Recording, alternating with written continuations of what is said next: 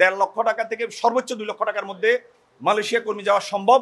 আমাদের যে মাননীয় উপদেষ্টার কাছে আমরা এসেছিলাম, আমরা একটা স্মারকলিপি দিয়েছি। স্মারকলিপির বিষয়বস্তু ছিল, আপনি জানেন সাবেক ফ্যাসিবাদী সরকারের আমলে মালয়েশিয়া শ্রমবাজারে সিন্ডিকেট হয়েছিল। প্রথমে 10 জন, পরে 25 জন, পরে 100 জনের সিন্ডিকেট হয়েছিল। এই সিন্ডিকেট চক্র বাংলাদেশ থেকে যত কর্মী গিয়েছে প্রত্যেকটা কর্মী থেকে 1,52,000 টাকা করে চাঁদা নিয়েছে।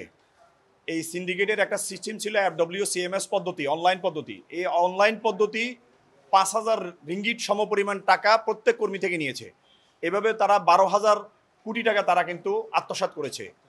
এই যে সিন্ডিকেট চক্র যে অনিয়ম এবং দুর্নীতি করেছে মালয়েশিয়ার শ্রমবাজারে, এই একই চক্র আবারও তারা মাথাছাড়া দিয়ে উঠেছে এবং আবারও মালয়েশিয়ার শ্রমবাজারে সিন্ডিকেট করার জন্য তারা পায়তারা করছে। ইতিমধ্যে তারা বিভিন্ন রিক্রুটমেন্ট এজেন্সি 25টা সিন্ডিকেট করার একটা লিস্ট আমরা দেখতে পেয়েছি। বিভিন্ন আন্তর্জাতিক বিশেষজ্ঞ মহল কিন্তু উদ্বেগ প্রকাশ করেছে যে আবারও সিন্ডিকেট হতে পারে এবং যারা সিন্ডিকেট করছে তারাও বিভিন্নভাবে লোকদেরকে ম্যানেজ করার চেষ্টা করছে এবং তারা 5 মিলিয়ন রিঙ্গিট টাকা দাবি করছে একটা সিন্ডিকেটে একটা লাইসেন্স ঢুকানোর জন্য। এই দৃশ্যমান জিনিসগুলো আমরা যখন দেখতে পেয়েছি, আমরা আজকে আমাদের উপদেষ্টার কাছে আসি। উপদেষ্টা মহোদয় ছিলেন না, সচিব মহোদয়ের সাথে দীর্ঘ সময় আমরা কথা বলেছি। আমরা এই সিন্ডিকেটের যে আগে যে অনিয়ম ছিল, দুর্নীতি ছিল, অতিরিক্ত টাকা দিতে হয়েছে আমাদের কর্মীদেরকে এবং কর্মীরা সেখানে যাওয়ার পরও তারা অনিরাপদ ছিল, তাদের থাকা খাওয়া বাসস্থানে অনেক প্রবলেম ছিল। আন্তর্জাতিক সংস্থাগুলো ILO, IOM, ইউনাইটেড নেশন পর্যন্ত এটা উদ্বেগ প্রকাশ করেছিল এবং আগের ফ্যাসিবাদী সরকারের প্রত্যক্ষ এবং পরোক্ষ তত্ত্বাবধানে কিন্তু সিন্ডিকেট কায়েম হয়েছিল। সেখানে আপনারা জানেন অনেক মন্ত্রী ছিল, MP ছিল, তাদের নেতারা ছিল এবং বাইরের সাবেক মহাসচিব রুহুল আমিন স্বপন এই সিন্ডিকেটের মূল ব্যক্তি ছিলেন এবং তার সাথে তার পার্টনার দাতুশ্রী আমিন মালয়েশিয়া ছিলেন। তারা এইভাবে এই সিন্ডিকেটটা তৈরি করেছেন। আমরা মনে করি এই ধরনের সিন্ডিকেট আবার যদি করতে হয়, আবার করে, তাইলে আমাদের যে বর্তমান যে সরকার আছে, বিশেষ করে ডক্টর ইউনূস সাহেবের যে সরকার, উনি সারা বিশ্বে একজন সমাদৃত ব্যক্তি, অত্যন্ত ওনার যে সুনাম আছে, এই সরকারের সুনাম নষ্ট হবে এবং ব্যক্তিগতভাবে ওনার সুনাম নষ্ট হবে। আমরা আমাদের কর্মীরা আবারও ক্ষতিগ্রস্ত হবে।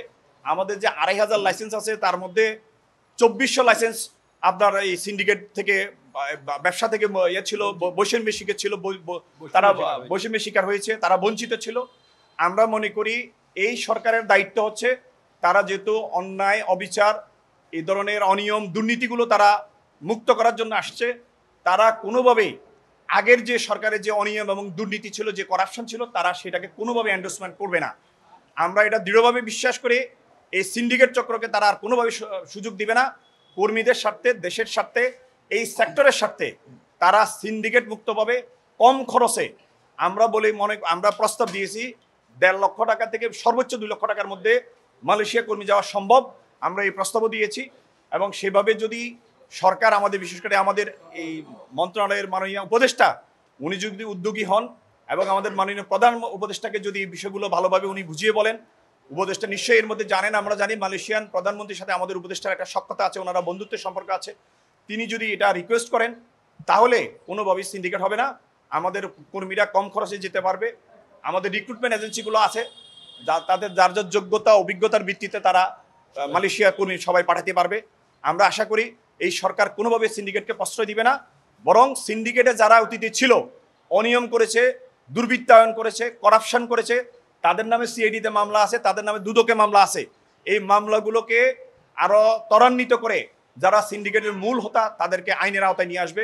আমরা এই দাবিও জানাচ্ছি।